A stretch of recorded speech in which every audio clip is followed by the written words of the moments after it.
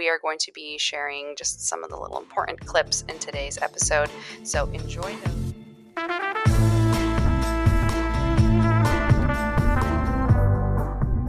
You've just tuned into Rebel Wellness Podcast, your resource for realigning and revitalizing your health and well-being.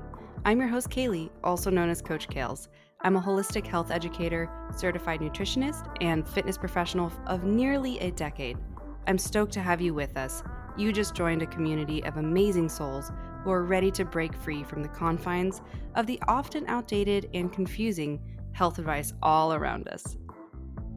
Living in a world overwhelmed by quick fix diets and unrealistic beauty and body standards, us rebels stand for change. If you're like me, you're exhausted with the confusion and polarization plaguing the social media health scene. My mission is to empower you to step beyond today's diet culture, adopt a holistic health approach paired with the foundations of science for lasting, well-rounded wellness. Through teaching you how to tune in and embrace your mind, body, and soul, we'll reject one-size-fits-all solutions, realigning you on a better path that honors your unique needs and values. With new episodes weekly, this podcast is your sanctuary for deep wellness exploration, featuring expert advice, real-life stories, and a true commitment to your growth. Your journey to better health and simplicity in life begins now. Let's jump right in.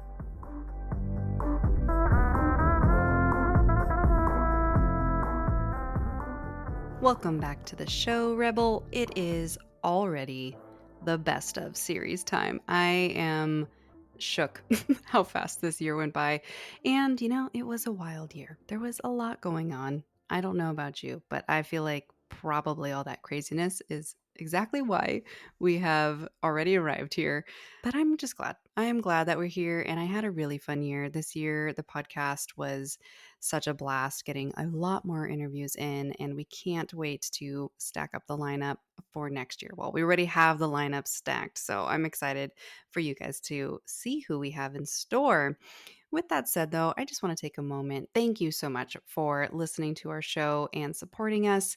It really means the world to us, and it's, we're closing out year 2. Some people have given up already, and we're not giving up. And I hope that you guys have been gaining a lot of value. I've really enjoyed getting DMs and, text messages for those of you who listen that are old clients of mine or current clients of mine, as well as emails. I've gotten a couple of emails this entire year where people have told me how the episodes have helped them, especially that cortisol episode. Gosh, I got so much feedback that was positive from that episode that I had no idea was going to happen. So anyways, guys, if you really appreciated anything from season 2, I definitely let me know. Let me know so that we can continue to make that content and content like it, or that topic area, whatever it is for you guys, so you can continue to learn. But, I will give you a little sneak peek. We are going to be shifting next year into a bit more focus on actionable things that you can do to help navigate your own personal health, because I have found that it is really important for us more now than ever to learn our own bodies and understand that there's a lot we actually have more impact on directly by not only the food we eat, but by the lifestyles we live, and a lot of things are not so clear cut as you need to eat clean and you need to lift this much and you need to have some unrealistic lifestyle. That's not actually necessary to achieve your best health. So I plan to bring a lot more resources for you guys next in season 3 next year. So stay tuned for all of that, and continue, to share and rate our show so we can continue to grow. We grow on Apple and some of the other major podcasts. We are the most listened through, like Spotify, by your guys' reviews. So if you have a moment, please share a little Christmas gift with us and rate and review our podcast. That means the world to us. If you want to review on Apple, I think it's only able to be done by doing it from a computer, which can be a little bit annoying. If there's an easier way that's through phone, hopefully you can find it. But all I've ever seen is that you can just throw an amount of stars easily. I don't know how to actually put a typed up reviews. So, anyways, just letting you guys know, we would really appreciate that if you could take the time to do that. And, again, just thank you so much for being a listener, being a rebel, and I can't wait for next season with you guys.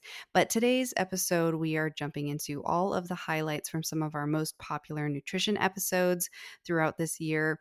And a lot of them were kind of surprising that they were more popular than other topics, which, is always so interesting being in the podcasting world and looking at the analytics. So, we're going to be discussing a lot of different angles when it comes to microplastics, nutrition labels, and the whole conversation in what I had called the Great Dairy Debate, where we discuss a little bit about some of the highlights from the dairy episode and the alternative milk episode.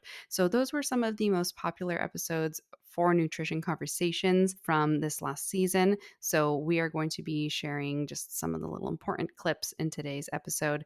So, enjoy those if you did not listen to any of those or you're new to the podcast. All right. So, thank you again for listening and sit back and enjoy the best of 2024 nutrition highlights.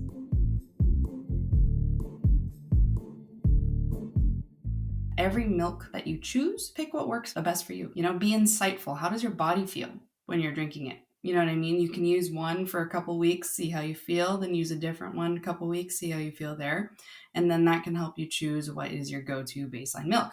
It's also good to say that you should consider a variety of different milks. You don't have to just do one. You know what I mean? And in fact, I would say you probably shouldn't just do one. So think about that as we kind of talk through all the different milks today. And at the end, again, like I said, I was going to give you kind of my top three of the golden milks. Not actually golden milk. Golden milk is good, but golden top three milk choices that I believe when you stack them up against the other options, they are the superior options with the least added ingredients. Okay, so first, what are the basics of milk nutrition in general? Not just cow's milk, just all the milks. Like, what is the point of it, right? So, historically, we started drinking more milk, particularly cow's milk, because we needed to nourish the nation, especially as it grew, in a way that was easier with really dense nutrients. So, especially traditional cow's milk, like less adulterated cow's milk. Nowadays, most of our standard milk in a plastic jug in the store is very adulterated, is what I'm going to call it. But traditional cow's milk is super high calcium, vitamin D, protein. It has natural fats and it has natural carbs in the form of milk sugars. And so it technically is a complete meal, quote unquote, because it has all of those nutrients involved in it. It has carbs, fats, and proteins. If you haven't listened to the macronutrient series, episodes 19 through 23, I believe, 22, definitely go listen to those. They're gonna rock your world. But what I want to make sure you know is that milk was brought into our world because it was an easier way and a faster way to get more nourishment to more people. I mean, it's been around longer. I mean, there were tribes in just different countries that utilize cow's milk, especially Scandinavian countries. More on that in a second. But it's not necessarily in a way where we drank it as frequently as we started to, especially here in the US. And that we, pushed towards factory farms for dairy and all that kind of icky jazz. But people like to utilize milk, for cereal, for mixing into oatmeal, for making into like baked goods. There's a whole lot of different reasons people use milks, but it's essentially kind of another way to supplement more nutrients into your diet with something that's like creamier. I didn't really look back into like when cereals became more of a thing, but I do know that cereals became more of a thing because they also were trying to find ways to get more specific nutrients into the growing population, especially after the Depression, as they were fortifying a lot of these cereals with nutrients that people were deficient in. And so I wonder kind of how much the milk and cereal kind of went hand in hand. But I do know that people were still drinking glasses of milk, especially if they owned dairy cows and they had a farm. So it's not necessarily super new, but the way we create our milk now is definitely modern.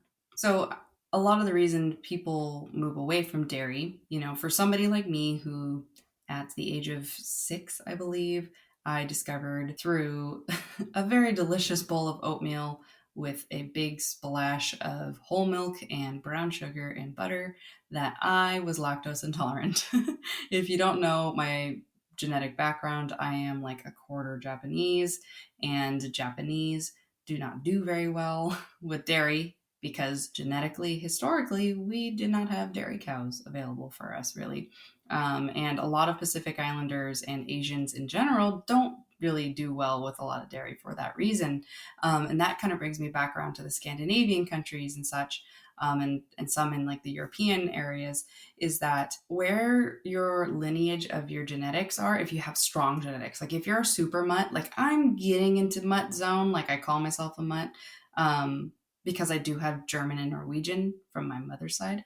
But if you are somebody who's like super mixed, super mixed, super mixed, like your parents were mixed, and then, or your grandparents, your great grandparents, you know, if everybody's like mixing, mixing, mixing, it could be a little bit convoluted for this concept that I'm going to bring up. But if you have pretty strong genetic ties and you know your ethnic background, you can determine a lot of what your body will be better at digesting by that. So, a lot of Scandinavian countries had a lot of dairy often, and so therefore, a lot of, you know, more Caucasian people or just people of that descent in general digest dairy just fine. So, there's a lot to be said about not necessarily one size fits all when it comes to, is dairy, like cow's dairy, bad for you? Because it totally is fine for some people, especially certain quality dairy. Quality dairy matters a ton. We're going to talk more about that. But when you think about it, your body is going to do the best with the most familiar ancestral foods. That is very common. So if you eat more similar to how your genetic lineage has eaten, that can help you have a better gut situation if you are always struggling with digestion and all that kind of stuff. The biggest downside to soy milk, especially if it's not organic, is that it contains more than other plant based milks and plant based products. It contains more phytoestrogens than you should have on a daily basis. This is really interesting. I have an interesting story for you guys here in a second. But the thing that's really important is that some people like to drink soy milk because it does have a good 9 essential amino acid profile, which makes it closer to a complete protein.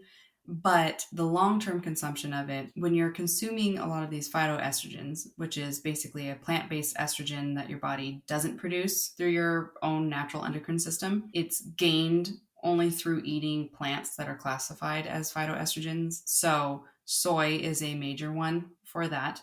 Even though it's natural, it can be a way for your body to have and accumulate too much estrogen, and it can very much, and has, contributed to a lot of people's hormone imbalances, like the situation called estrogen dominance in both men and women.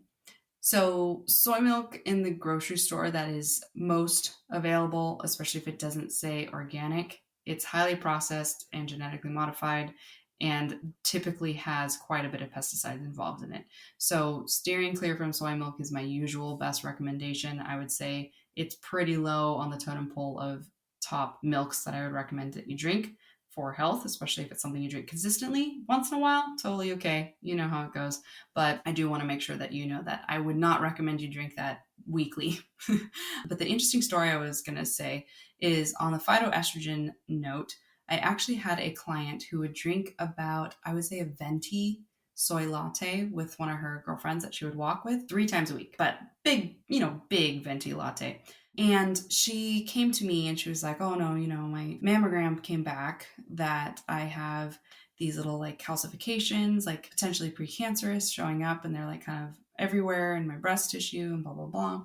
My doctor's like wanting me to try to like start to evaluate, to make sure that if I need to go in for some preventative cancer care, yada, yada. I was like, first thing I think, as usual, what are you eating? So I asked her, well, what do you consume daily? Do you consume a lot of soy? Because I remember in my schooling that soy is a phytoestrogen. And if you are somebody who is more trending towards cancer, especially breast cancer, you usually are a person who doesn't process estrogen in a healthy detox pathway.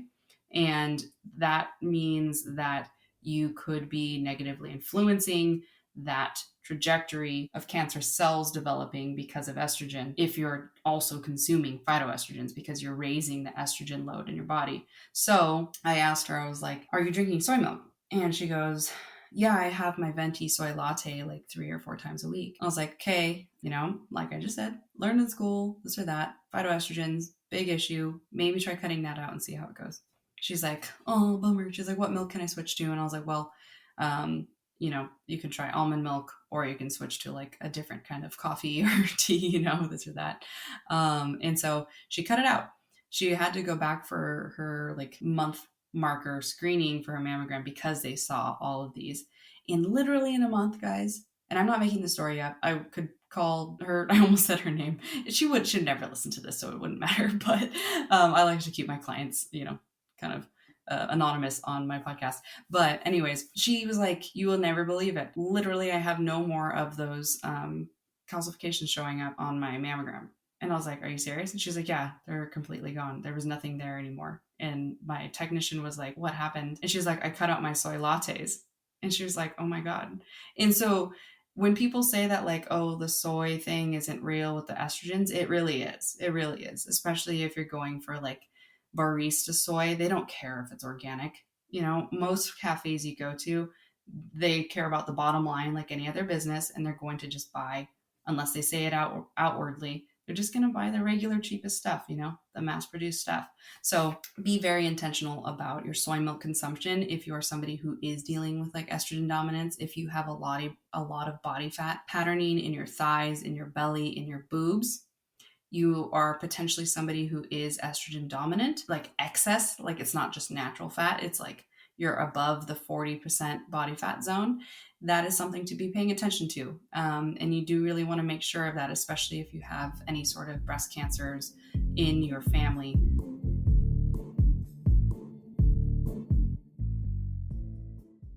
Microplastics, you can kind of think of them as like teeny tiny little pieces of plastic, no bigger than like a sesame seed on your hamburger bun. They're considered, regular plastic when it gets bigger than that, I guess, in the scientific world, but they are often microscopic. So the reason why I have seen like New York Times and several other big news sources have been putting out information like, oh my gosh, we just discovered there are literally thousands and millions of microplastics in your water bottles. Like your tiny little water bottles can have so many microplastics in them, unfortunately. And they're finding this out now because we actually have microscopes that can see them. So similar to like the science of gut health, where we are learning so much more because we actually have technology that can study the gut microbiome.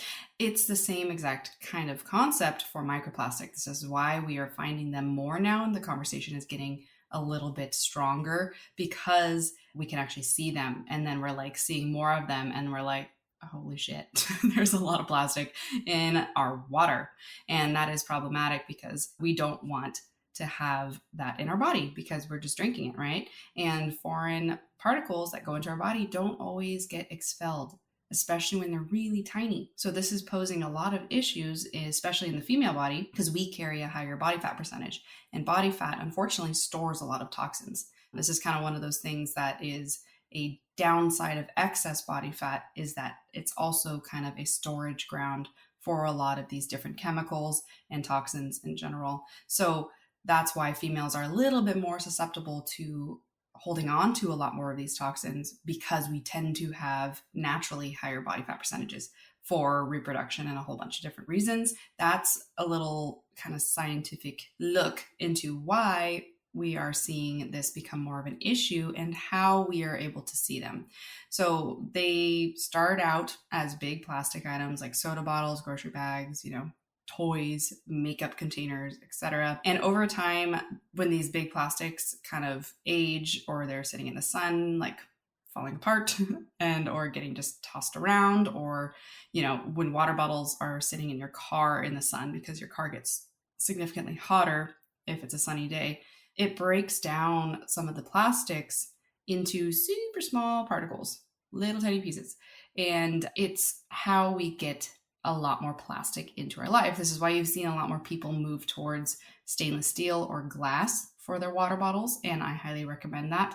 That's what I do personally, because as I've learned more and more over the years about microplastics and such, and living in a hotter state like California, even when I was living in Oregon, when we'd get a lot of sun, it still gets hot in the car enough.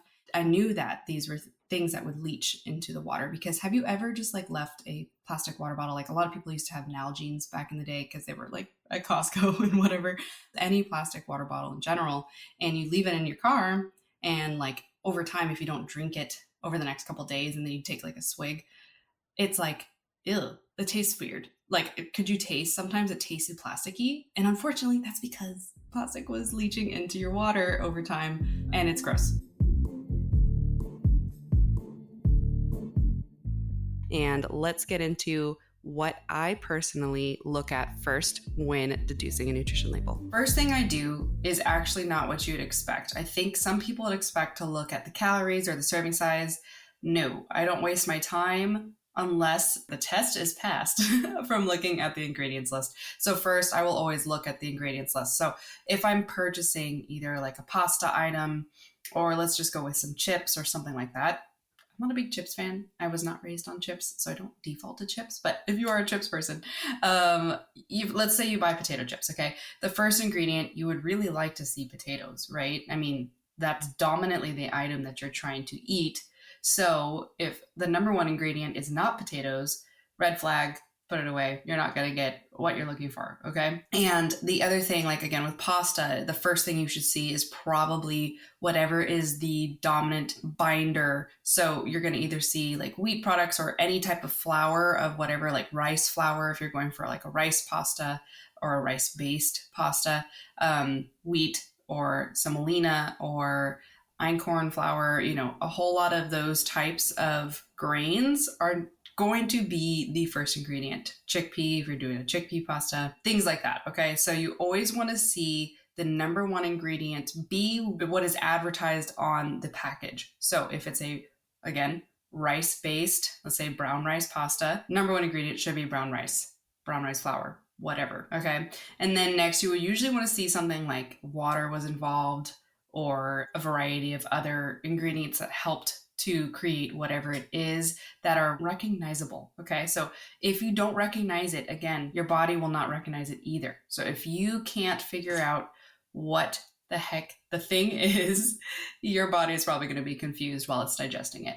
And we have not a lot of intel on exactly what happens to certain like chemicals and things that go through our body that are artificial, other than we do know that a lot of it tends to build up if it's not processed out naturally. If we have it can back up our detox organs, such as like your liver and your pancreas and all that kind of stuff, and your stomach, your intestines. It can cause leaky gut. It can cause, which is caused by inflammation, because when your gut lining is inflamed long term, it's going to open up those little gaps that are in the cell walls, and then food particles and things get into the bloodstream, and then that can go all the way to things like Hashimoto's thyroiditis. So we know a lot more now about some of the ways it impacts our gut and the inflammation, but we don't know what all those exact chemicals can do. However, we have seen a lot of evidence that there's a lot of carcinogenic activity, especially when it comes to highly, highly processed, man-made in a lab meats, for example, with a lot of the vegan fake meats, Beyond Meat, all that. Even though it's cool, maybe it looks good, maybe it tastes good, but it is completely foreign, completely made in a lab. Just because it's recommended generally as safe doesn't mean your body actually will react individually properly. And we do know now that they do cause cancer, because our bodies are like, what the heck is this weird fake thing that you keep putting in me? Can you just eat something real for once? So I would say be very conscientious about these fake alternative things, because again, if you read the chemicals in the back and they are very confusing and weird, I would steer clear. Okay. That is just a really good rule of thumb that nutritionists across the board, well-trained ones at least, will tell you, is you just got to know how to discern the ingredients list. One note though about the ingredients list is that everything is going to be listed by descending weight. So manufacturers can use like more than 2 forms of sugar and they will appear lower on the list. So you won't see them quite at the top. I mean, it's usually a red flag if within the first 4 ingredients there's sugar. unless you're eating it for it to be a carbohydrate source, or a specific sugar source, but just pay attention to how much sugar is in all these processed things that you eat. And because they add up, guys, they add up really fast. But they will add other forms of sugar lower on the list just so it's a little bit more vague and not as like obvious. And so that's something to pay attention to. And you'll see like little phrases like natural flavors or spices and things like that. You kind of have to pay attention to that as well, because sometimes that's also a very vague phrase. I'm going to talk about that here at the end in a moment, but those are things to be aware of, because it's like if it doesn't explicitly say which spices or what natural flavors, that's a little bit of a yellow red flag as well. Okay. So oftentimes you will see things that say like some cane sugar, and then later lower down it'll say brown rice syrup, and then it'll also say like high fructose corn syrup or something like that. That means that there's quite a bit of sugar actually involved in that food item. So just pay attention to those things. Those are like good little things to pay attention to when you are trying to decide if this food item has an okay amount of ingredients or if it has like just too many. I will always put it down if I just see like way too much junk and it's something that I am trying to eat for, nourishment. Most of the time I'm looking at labels because I want to pick things that are going to nourish me. I eat 3 meals a day and I'm an active person, so I need stuff that'll take care of me so that I can take care of myself. It's a form of self-love, guys. How you feed yourself is a form of self-love. So it's really important that most of the stuff that I purchase is understandable and has the right ingredients for what I'm looking for. There are, again, definitely times where I don't really care. I know that the label is whack and I'm going to look at it and be like, yikes, but I'm still going to eat some of these. And that's just like balance, or we can call that harmony, because balance typically means kind of like 50-50, you know what I mean? And I definitely am more of a 85-15, 80-20 at times. Sometimes 90-10, depends on what the goal is in the moment or what the situation is,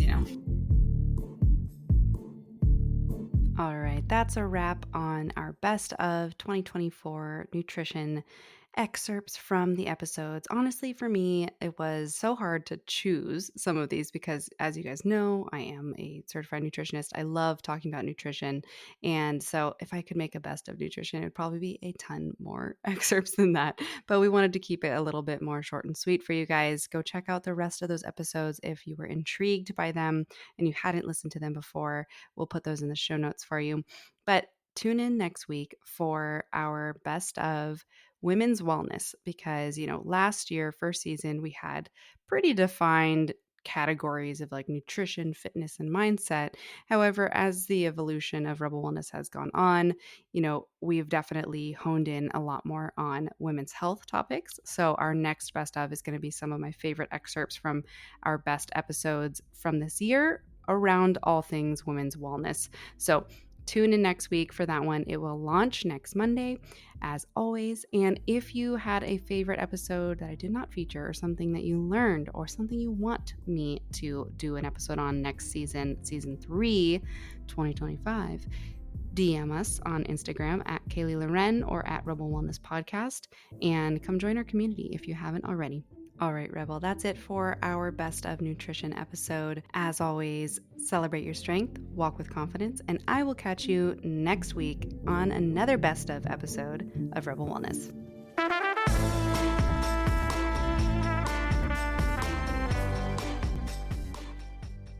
What did you think about that episode? If you enjoyed it, I hope that you would come join my community on Instagram at Rebel Wellness Podcast, or my coaching page at Kaylee Loren, or both. I would love to see your name pop up on my new follows list. I might say hello if I catch you. And I would also like to invite you to come check out my website, coachkales.com, if you're interested in seeing any more of the educational learning resources I have created for you. I have a whole ton of amazing free downloads that you can dip your toe in the water of what working with me looks like. And if you are really vibing with what I have to say and how I teach it, come explore my courses that are available for purchase. They are all do it yourself. In the near future, I plan to have some awesome group coaching that will be all live, so stay tuned for that. And the best way to know when I'm going to launch those is through my monthly wellness newsletter, which is my hand curated, not AR generated, monthly all things health and wellness newsletter that I created to be your new favorite resource for staying up to date with the latest in the health world, self-care resources that I've created, and a bunch of the clean beauty picks that I personally use myself, and a whole lot more, as well as early access and discounts to anything that I create in the future for specifically my newsletter signup. So if you'd like to sign up, head to coachkales.com and add yourself to my mailing list.